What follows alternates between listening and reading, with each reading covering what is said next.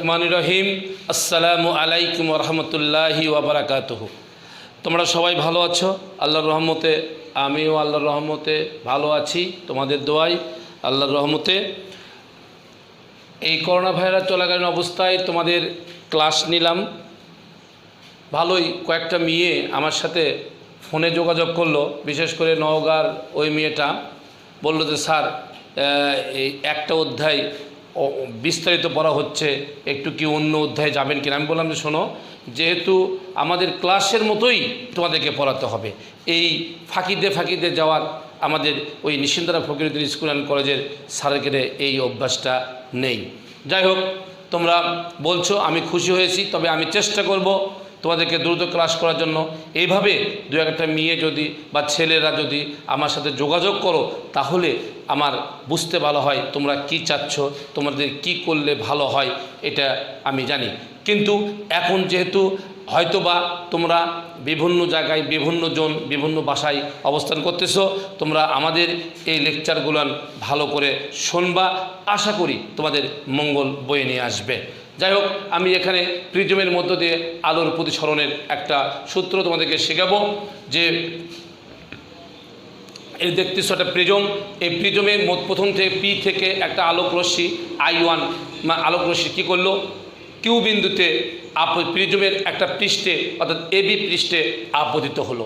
এই এবি পৃষ্ঠে আপতিত হওয়ার ফলে ওই কী করলো, আলোক রশ্মিটা কিউ আর পথে প্রিজমের মধ্যে দিয়ে গিয়ে RS পথে তারা নির্গত হলো।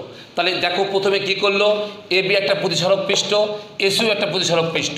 প্রথমে আলোক রশ্মিটা কী করলো, এই এবি প্রতিসরক পৃষ্ঠে আপতিত হলো এবং প্রিজমের মধ্য দিয়েই সেটা কিউআর পথে সেটা নির্গত হলো এবং আরেকটা পৃষ্ঠ থেকে RS পথে তারা নির্গত হলো। এখন যদি আমরা কিউ বিন্দু এবং আর বিন্দুতে দুটা অভিলম্ব অঙ্কন করি, একটা অভিলম্ব অঙ্কন করেছি যেটা হলো NQ ড্যাশ, আর একটা অভিলম্ব করেছি N ড্যাশ O ড্যাশ, একটা অভিলম্ব অঙ্কন করেছি। আর আমরা জানি অভিলম্বের সাথে আপতিত রশ্মি যে কোণ উৎপন্ন করে সেটা হচ্ছে আপতন কোণ, আর অভিলম্বের সাথে প্রতিসরিত রশ্মি যে কোণ উৎপন্ন করে সেটা হচ্ছে প্রতিসরণ কোণ। এখানে আমরা দেখো R1 এবং R2 দুটো একান্তর কোণ আমরা পেয়েছি, আর এটা হলো বিপরীত কোণ। আমরা X1 X2 XS ড্যাশ লিখেছি, এখানে একটু ছোট্ট হয়ে গেছে লেখাটা, তোমরা দেখবা।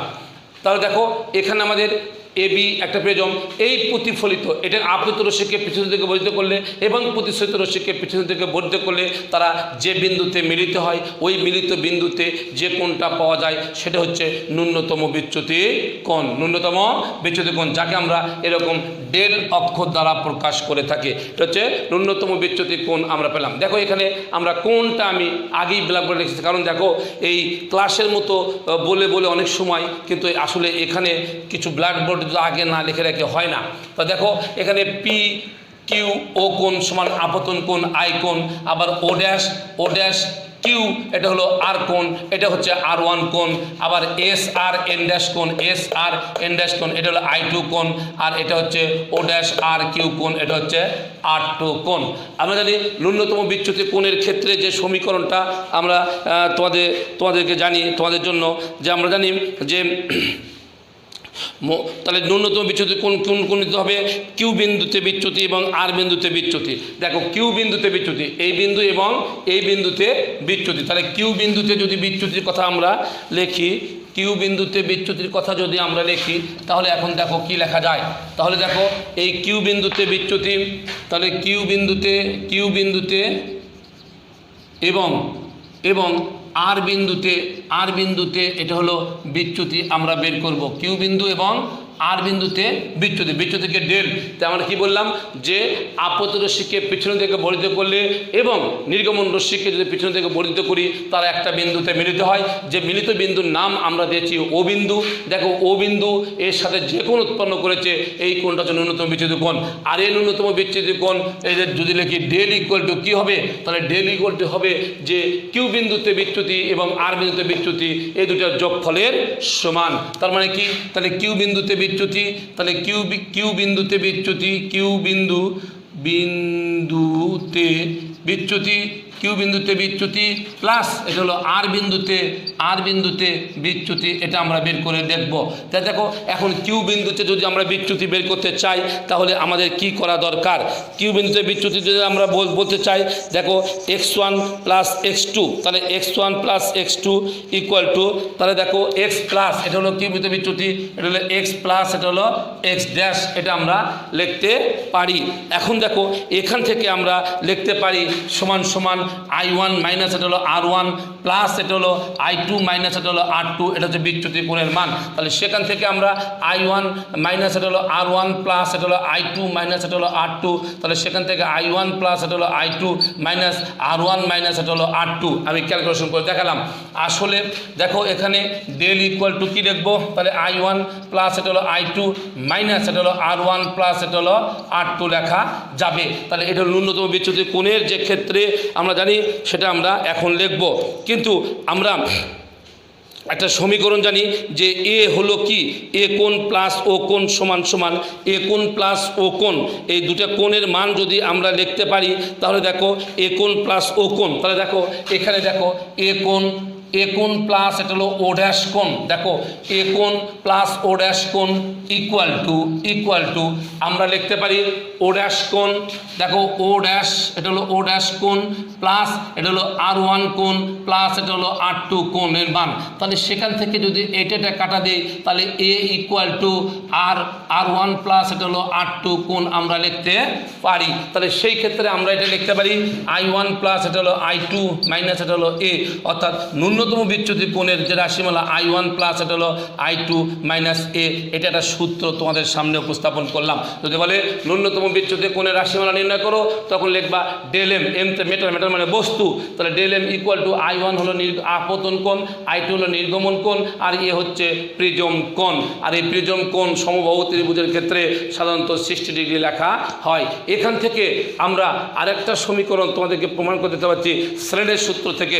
বিজ্ঞানী স্লেন যে সূত্র আবিষ্কার করেছে যে একজোড়া নির্দিষ্ট মাধ্যম নির্দিষ্ট রঙের জন্য আপতন কোণের সাইন এবং প্রতিসরণ কোণের সাইনের অনুপাত একটা ধ্রুব সংখ্যা, এই ধ্রুব সংখ্যাকে প্রথম মাধ্যমের সাপেক্ষে দ্বিতীয় মাধ্যমে প্রতিসরাঙ্ক বলা হয়। দেখো আমরা ওই সূত্রটা তোমাদের কাছ থেকে এখন আমি উপস্থাপন করে দেখাবো ইনশাআল্লাহ। ডেল ইকুয়াল টু, তাহলে না কলমটা কোনটা দেখি গো, ডেল ইকুয়াল টু এটা হলো I1 প্লাস, এটা হলো I2 মাইনাস, এটা হলো এ, আমরা এটা ডেলের মান আমরা লিখলাম। এখন দেখো আমরা যে একটা কথা বললাম যে ন্যূনতম বিচ্যুত কোণের ক্ষেত্রে I1 ইকুয়াল টু এরকম I2 লেখা যায় এবং R1 ইকুয়াল টু এরকম R2 লেখা যায়। যদি তাই লেখা যায় তাহলে দেখো আমরা এ সমান সমান কী লিখলাম R1 প্লাস, এটা হলো R2, তাহলে দেখো এখানে এ সমান সমান R1 প্লাস, এটা হলো কি R1, তার মানে কি এ সমান সমান 2R1, তার মানে কি R1 equal to A divided by 2 আমরা লিখতে পারি। এখন দেখো এখান থেকে আবার দেখো আমাদের ন্যূনতম বিচ্যুত কোণ ডেল এম লিখি, তাহলে I1 প্লাস, এটা হলো I1 মাইনাস, এটা হলো এ লিখি, তাহলে দেখো 2I হলো 1 মাইনাস, যদি এ লিখি তাহলে ডেল এম, তাহলে দেখো I1 তাহলে এ প্লাস, এটা হলো del M equal to 2I1, তার মানে কি I1 equal to A plus, এটা হলো ডেল এম ডিভাইডেড বাই 2, এটা আমরা লিখতে পারি। তাহলে বিজ্ঞানী শ্রেণীর সূত্র অনুযায়ী কী বলছে, একজনের নির্দিষ্ট মাধ্যম নির্দিষ্ট রঙের জন্য আপতন কোণের সাইন ও প্রতিসরণ কোণের সাইনের অনুপাত একটা ধ্রুব সংখ্যা, তাহলে কি মিউ ইকুয়াল টু সাইন, এটা হলো I1 ডিভাইডেড বাই সাইন, এটা হলো R1। দেখো সাইন I1 এর মান কত, সাইন এটা কি এ প্লাস, এটা হলো ডেল এম ডিভাইডেড বাই 2, আর সাইন এটা কি এ ডিভাইডেড বাই 2। এটাই হচ্ছে তোমার প্রতিসরাঙ্কের যে মূল সূত্র। এই সূত্র দিয়ে এখন তোমাদের অঙ্ক করাবো ইনশাআল্লাহ। এখন অঙ্ক করাবো, দেখো এই সূত্র দিয়ে সরু প্রিজমের জন্য বিচ্যুতি, সরু প্রিজমের ক্ষেত্রে বিচ্যুতি, সরু প্রিজমের ক্ষেত্রে সরু প্রিজমের ক্ষেত্রে এটা হলো বিচ্যুতি। তাহলে সরু প্রিজমের ক্ষেত্রে বিচ্যুতি, তাহলে বিচ্যুতি মানে কি ডেল, আমরা কিন্তু পড়ে আসলাম যে del equal two I1 plus, এটা হলো I2 মাইনাস, এটা হলো এ। আমরা জানি পরিসর লিখি যে সাইন থিটার মান অত্যন্ত ক্ষুদ্র হলে sine theta is equal to theta লেখা যায়, সাইন থিটা কী লেখা যায়, থিটা লেখা যায়। তাহলে যদি তাই লেখা যায় তাহলে মিউ ইকুয়াল টু এটা হলো সাইন, এটা হলো I1 ডিভাইডেড বাই সাইন, এটা হলো R1।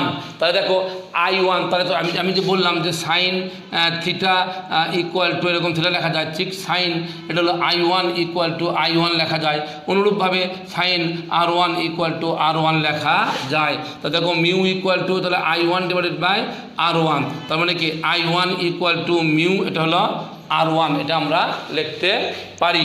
অনুরূপভাবে আমরা যদি I2 ইকুয়াল টু কী লিখব, মিউ এটা হলো R2, এটাও কিন্তু আমরা লিখতে পারি ইনশাআল্লাহ।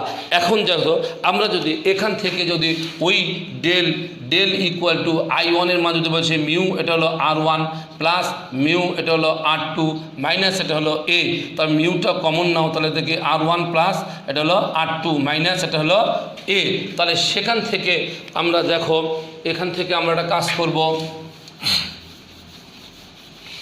সেখান থেকে আমরা কি লিখলাম, তাহলে দেখো ডেল ইকুয়াল টু আমরা মিউ এটা হলো মিউ, তাহলে এটা সমান সমান, তাহলে আমরা জানি যে এ সমান সমান এটা হলো R1 প্লাস এটা হলো R2, তাহলে দেখো মিউ এটা হলো R1 প্লাস R2 মানে কি এটা হলো A মাইনাস এটা হলো A, তাহলে দেখো del equal to A common নিলাম, তাহলে মিউ মাইনাস এটা হলো 1।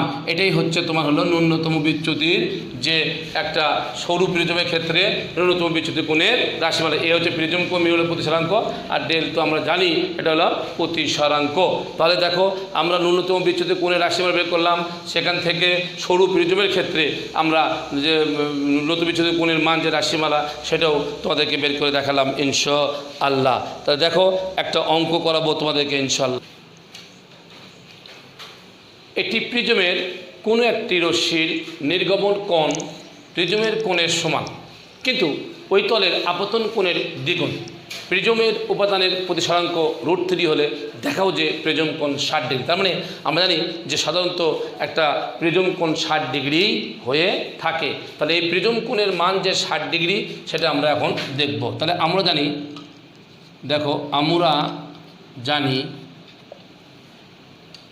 এ মিউ জি লিখতে পারি বা ডাব্লু মিউ জিও আমরা লিখতে পারি, দুটো কাজই কিন্তু এখানে করতে পারি। তাহলে দেখো জি মিউ এটা হলো এ ইকুয়াল টু এটা হলো কি সাইন এটা হলো I ডিভাইডেড বাই সাইন এটা হলো R লিখতে, তাহলে G mu A equal to 1/√3।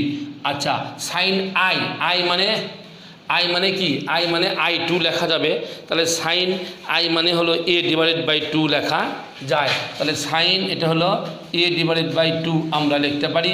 R sign R এর মানটা সাইন R যেটা আমরা লিখতে পারি যে sine I equal to sine R equal to A লেখা যায়, তার মানে কি সাইন I ইকুয়াল টু তাহলে সাইন A লেখা যাবে। আমরা জানি যে দেখো সাইন A ডিভাইডেড বাই 2 আর 2 সাইন A, তাহলে সাইন এ সমান কি 2 সাইন এ কজ এ, তাহলে এখানে তাহলে 2 এটা হলো সাইন A ডিভাইডেড বাই 2 আর কস এটা হলো A ডিভাইডেড বাই 2, এটা সূত্র 2 সাইন এ কজ এ। তাহলে এই সাইন আর এই সাইন কাটা গেল, তাহলে 1 ডিভাইডেড বাই এটা হলো 2 এটা হলো কস এটা হলো A ডিভাইডেড বাই 2, এটা আমরা এখান থেকে পেয়ে গেলাম। তাহলে দেখো এটা cos A divided by 2 equal to, তাহলে এখন যদি কস A ডিভাইডেড বাই 2 এখন দেখো গুণ করে নিয়ে যাই, cos A ডিভাইড বাই 2 যদি এইখানে গুণ করি তাহলে কি হয়, দেখো cos A ডিভাইড বাই 2 তাহলে 1 ডিভাইডেড বাই √3 তো তেমন থাকলোই, আর উপরে নিচে থাকছে 1 ডিভাইড বাই 2 এটা হলো cos এটা হলো A ডিভাইডেড বাই 2, তাহলে দেখো 2 cos এটা হলো A divided by 2 equal to √3, তাহলে cos এটা হলো A divided by 2 equal to √3 divided by 2। এখন cos কত ডিগ্রির মান হলো √3/2, আমরা জানি cos 30 ডিগ্রির মান হচ্ছে √3/2, তাহলে cos এটা হলো 30 এটা হলো ডিগ্রি, তার মানে কি তাহলে A divided by 2 equal to 30 degree, তার মানে A ইকুয়াল টু এটা হলো 60 ডিগ্রি। তাহলে আমাদের প্রমাণটা কি এর মান 60 ডিগ্রি, তার মানে আমরা ওই অঙ্কের সাথে যে এর মানটা ছিল এর মানটা আমরা প্রমাণ হয়ে গেল। ইনশাল্লাহ তোমরা ভালো থাকো। আগামী দিন আমি তোমাদেরকে 1/f equal to mu minus 1 F1 minus F2 ওই সূত্রটা দিয়ে অঙ্ক করাবো এবং সূত্রটাও পড়াবো, আর এর সূত্র দিয়ে তোমরা বাসায় বেশি বেশি অঙ্ক করবা, যে অঙ্কগুলো তোমাদের ভবিষ্যতে ভালো হবে। সবাই তোমরা ভালো থাকো, আমার জন্য দোয়া করো, আমিও তোমাদের জন্য দোয়া করি।